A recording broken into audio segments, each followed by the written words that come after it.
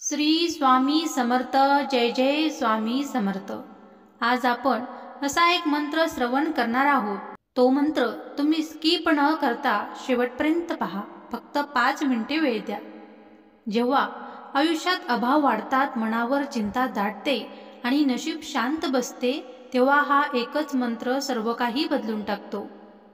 तो मंत्र म्हणजे ओम श्रीम ह्रीम क्लीम दत्तलक्ष्मी स्वामी समर्थाय नमः. हा मंत्र म्हणजे 3 देवी शक्तीचा संगम आहे. दत्तगुरूचं संरक्षण, महालक्ष्मीचं वरदहस्त आणि स्वामी समर्थांची कृपा. या मंत्राच्या प्रत्येक उच्चारात आहे देवी आश्वासन की आता तुझं आयुष्य प्रकाशाने भरून जाईल. ऐकणाऱ्यांच्या मनात शांती येते, घरात समृद्धी येते आणि जीवनात चमत्कार घडतो. घरातील दारिद्र्य, अडथळे आणि तणाव नाहीसा होतो. धन, सुख आणि समाधानाचा प्रवाह सुरू होतो. दत्तगुरूंची आणि स्वामी समर्थांची कृपा घरात प्रकट होते. मनात शांती, श्रद्धा आणि आत्मविश्वास वाढतो. हा मंत्र नित्य ऐकल्या जीवनात नवी ऊर्जा, नवा मार्ग आणि नवा तेज निर्माण होतं. कधी कधी आयुष्यभराची मेहनत करूनही समाधान मिळत नाही. घरात पैसा असतो पण शांती नसते. प्रयत्न असतात पण फळ मिळत नाही. अशा क्षणी हा मंत्र फक्त आवाज नसतो, तो आहे देवी स्पंदनाचा प्रवाह. ओम श्रीम ह्रीम क्लीम दत्तलक्ष्मी स्वामी समर्थाय नमः. या एका मंत्रात एकत्र येतात दत्तगुरूचं संरक्षण आणि महालक्ष्मीची कृपा, स्वामी समर्थांची अनंत शक्ती. हा मंत्र जिथे ऐकला जातो तिथे अभाव नाहीसा होतो, दुःख शांत होतं आणि प्रत्येक श्वासात कृपेचा प्रकाश उतरतो. फक्त डोळे मिटा आणि हा मंत्र ऐका आणि अनुभवा, देवी शक्ती तुमचं आयुष्य बदलायला सुरुवात करते आहे. जर तुम्हालाही वाटत असेल की श्री स्वामी समर्थ दत्तगुरू आणि महालक्ष्मी यांची कृपा आपल्यावर सदैव राहावी, तर हा चॅनल सबस्क्राईब करा. कारण इथे प्रत्येक मंत्र, प्रत्येक आवाज तुमचं आयुष्य उजळवण्यासाठीच आहे. हे फक्त चॅनल नाहीये, हे देवी कृपेचं माध्यम आहे. सबस्क्राईब करा आणि रोज अनुभव घ्या स्वामींच्या आशीर्वादाचा, लक्ष्मीच्या कृपेचा आणि दत्तगुरूच्या संरक्षणाचा. सबस्क्राईब करणं म्हणजे या देवी प्रवाहाचा भाग होणं. स्वामी समर्थांच्या कृपेच्या लहरी रोज अनुभवण्यासाठी आत्ताच चॅनल सबस्क्राईब करा. चला तर मग या मंत्राला सुरुवात करूया.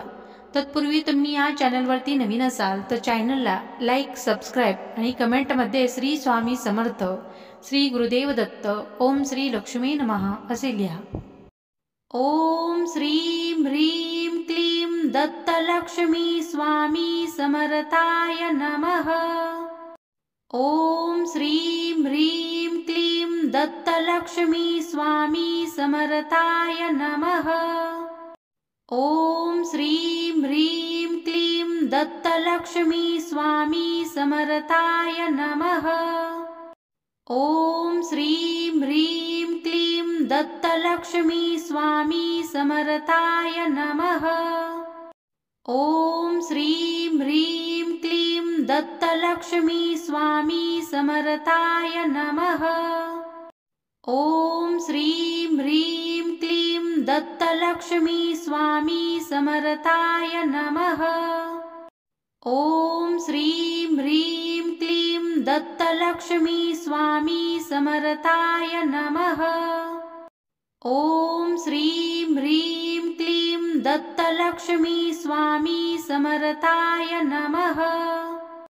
ओम श्रीम ह्रीम क्लीम दत्तलक्ष्मी स्वामी समर्थाय नमः. ओम श्रीम ह्रीम क्लीम दत्तलक्ष्मी स्वामी समर्थाय नमः. ओम श्रीम ह्रीम क्लीम दत्तलक्ष्मी स्वामी समर्थाय नमः. ओम श्रीम ह्रीम क्लीम दत्तलक्ष्मी स्वामी समर्थाय नमः.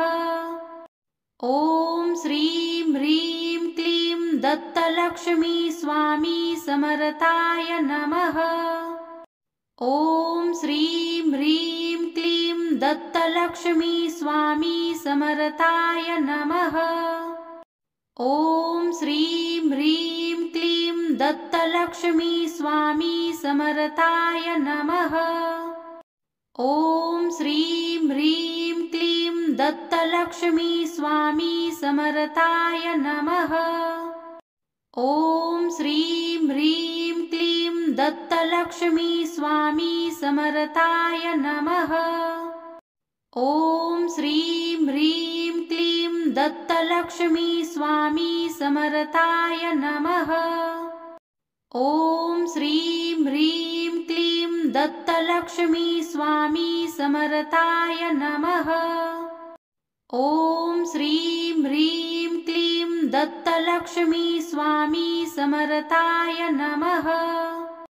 ॐ श्रीं ह्रीं क्लीं दत्तलक्ष्मी स्वामी समर्थाय नमः।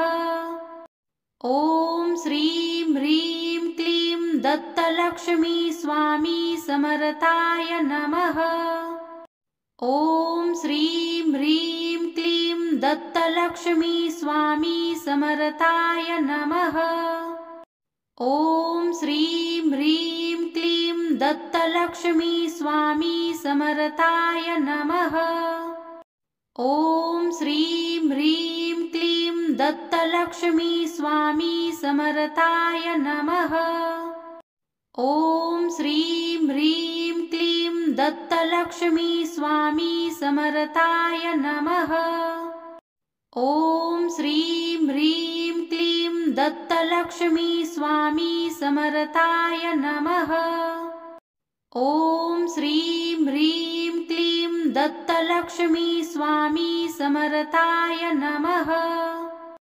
ॐ श्रीं ह्रीं क्लीं दत्तलक्ष्मी स्वामी समर्थाय नमः। ॐ श्रीं ह्रीं क्लीं दत्तलक्ष्मी स्वामी समर्थाय नमः। ॐ श्रीं ह्रीं क्लीं दत्तलक्ष्मी स्वामी समर्थाय नमः। ॐ श्रीं ह्रीं क्लीं दत्तलक्ष्मी स्वामी समर्थाय नमः। ॐ श्रीं ह्रीं क्लीं दत्तलक्ष्मी स्वामी समर्थाय नमः। ॐ श्रीं ह्रीं क्लीं दत्तलक्ष्मी स्वामी समर्थाय नमः। ॐ श्रीं ह्रीं क्लीं दत्तलक्ष्मी स्वामी समर्थाय नमः। ॐ श्रीं ह्रीं क्लीं दत्तलक्ष्मी स्वामी समर्थाय नमः।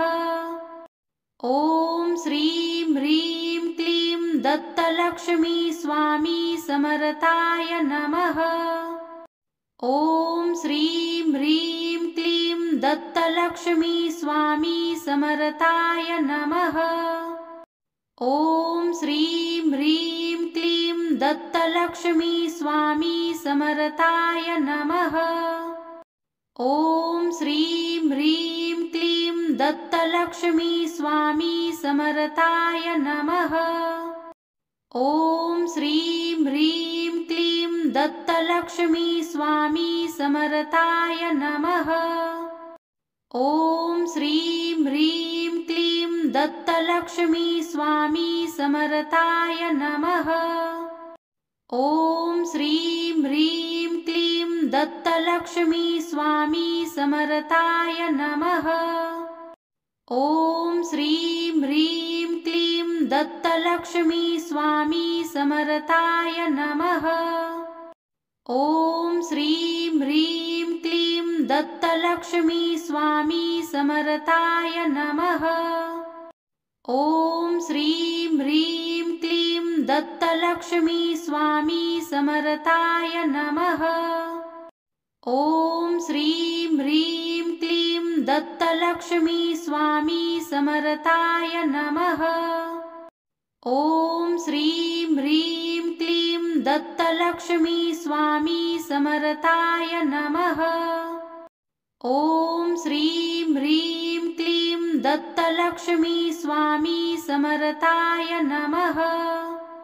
ॐ श्रीं ह्रीं क्लीं दत्तलक्ष्मी स्वामी समर्थाय नमः। ॐ श्रीं ह्रीं क्लीं दत्तलक्ष्मी स्वामी समर्थाय नमः। ॐ श्रीं दत्तलक्ष्मी स्वामी समर्थाय नमः। ॐ श्रीं ह्रीं क्लीं दत्तलक्ष्मी स्वामी समर्थाय नमः। ॐ श्रीं ह्रीं क्लीं दत्तलक्ष्मी स्वामी समर्थाय नमः। ॐ श्रीं ह्रीं क्लीं दत्तलक्ष्मी स्वामी समर्थाय नमः। ॐ श्रीं ह्रीं क्लीं दत्तलक्ष्मी स्वामी समर्थाय नमः। ॐ श्रीं ह्रीं क्लीं दत्तलक्ष्मी स्वामी समर्थाय नमः। ॐ श्रीं ह्रीं क्लीं दत्तलक्ष्मी स्वामी समर्थाय नमः। ॐ श्रीं ह्रीं क्लीं दत्तलक्ष्मी स्वामी समर्थाय नमः। ॐ श्रीं ह्रीं क्लीं दत्तलक्ष्मी स्वामी समर्थाय नमः। ॐ श्रीं ह्रीं क्लीं दत्तलक्ष्मी स्वामी समर्थाय नमः। ॐ श्रीं ह्रीं क्लीं दत्तलक्ष्मी स्वामी समर्थाय नमः। ॐ श्रीं ह्रीं क्लीं दत्तलक्ष्मी स्वामी समर्थाय नमः। ॐ श्रीं ह्रीं क्लीं दत्तलक्ष्मी स्वामी समर्थाय नमः। ॐ श्रीं ह्रीं क्लीं दत्तलक्ष्मी स्वामी समर्थाय नमः। ॐ श्रीं ह्रीं क्लीं दत्तलक्ष्मी स्वामी समर्थाय नमः। ॐ श्रीं ह्रीं क्लीं दत्तलक्ष्मी स्वामी समर्थाय नमः। ॐ श्रीं ह्रीं क्लीं दत्तलक्ष्मी स्वामी समर्थाय नमः। ॐ श्रीं ह्रीं क्लीं दत्तलक्ष्मी स्वामी समर्थाय नमः। ॐ श्रीं ह्रीं क्लीं दत्तलक्ष्मी स्वामी समर्थाय नमः। ॐ श्रीं ह्रीं क्लीं दत्तलक्ष्मी स्वामी समर्थाय नमः। ॐ श्रीं ह्रीं क्लीं दत्तलक्ष्मी स्वामी समर्थाय नमः। ॐ श्रीं ह्रीं क्लीं दत्तलक्ष्मी स्वामी समर्थाय नमः। ॐ श्रीं ह्रीं क्लीं दत्तलक्ष्मी स्वामी समर्थाय नमः। ॐ श्रीं ह्रीं क्लीं दत्तलक्ष्मी स्वामी समर्थाय नमः। ॐ श्रीं ह्रीं क्लीं दत्तलक्ष्मी स्वामी समर्थाय नमः। ॐ श्रीं ह्रीं क्लीं दत्तलक्ष्मी स्वामी समर्थाय नमः। ॐ श्रीं ह्रीं क्लीं दत्तलक्ष्मी स्वामी समर्थाय नमः। ॐ श्रीं ह्रीं क्लीं दत्तलक्ष्मी स्वामी समर्थाय नमः। ॐ श्रीं ह्रीं क्लीं दत्तलक्ष्मी स्वामी समर्थाय नमः। ॐ श्रीं ह्रीं क्लीं दत्तलक्ष्मी स्वामी समर्थाय नमः। ॐ श्रीं ह्रीं क्लीं दत्तलक्ष्मी स्वामी समर्थाय नमः। ॐ श्रीं ह्रीं क्लीं दत्तलक्ष्मी स्वामी समर्थाय नमः। ॐ श्रीं ह्रीं क्लीं दत्तलक्ष्मी स्वामी समर्थाय नमः। ॐ श्रीं ह्रीं क्लीं दत्तलक्ष्मी स्वामी समर्थाय नमः। ॐ श्रीं ह्रीं क्लीं दत्तलक्ष्मी स्वामी समर्थाय नमः। ॐ श्रीं ह्रीं क्लीं दत्तलक्ष्मी स्वामी समर्थाय नमः। ओम श्रीं ह्रीं क्लीं दत्तलक्ष्मी स्वामी समर्थाय नमः। ओम श्रीं ह्रीं क्लीं दत्तलक्ष्मी स्वामी समर्थाय नमः। ओम श्रीं ह्रीं क्लीं दत्तलक्ष्मी स्वामी समर्थाय नमः। ओम श्रीं ह्रीं क्लीं दत्तलक्ष्मी स्वामी समर्थाय नमः।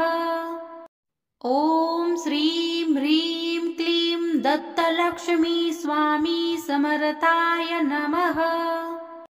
ओम श्रीं ह्रीं क्लीं दत्तलक्ष्मी स्वामी समर्थाय नमः।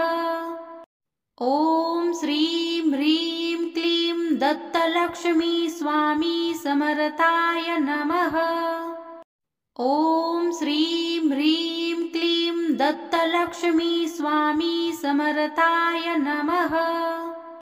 ओम श्रीं ह्रीं क्लीं दत्तलक्ष्मी स्वामी समर्थाय नमः।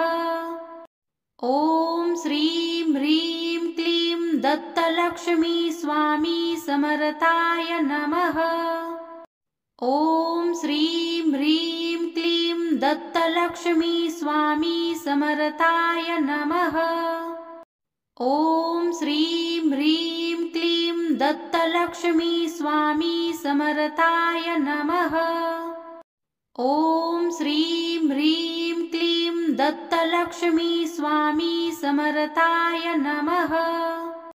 ओम श्रीं ह्रीं क्लीं दत्तलक्ष्मी स्वामी समर्थाय नमः। ओम श्रीं ह्रीं क्लीं दत्तलक्ष्मी स्वामी समर्थाय नमः। ओम श्रीं ह्रीं क्लीं दत्तलक्ष्मी स्वामी समर्थाय नमः। ओम श्रीं ह्रीं क्लीं दत्तलक्ष्मी स्वामी समर्थाय नमः। ओम श्रीं ह्रीं क्लीं दत्तलक्ष्मी स्वामी समर्थाय नमः। ओम श्रीं ह्रीं क्लीं दत्तलक्ष्मी स्वामी समर्थाय नमः। ओम श्रीं ह्रीं क्लीं दत्तलक्ष्मी स्वामी समर्थाय नमः। ओम श्रीं ह्रीं क्लीं दत्तलक्ष्मी स्वामी समर्थाय नमः।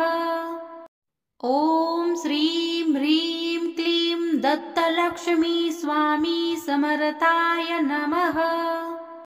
ओम श्रीं ह्रीं क्लीं दत्तलक्ष्मी स्वामी समर्थाय नमः।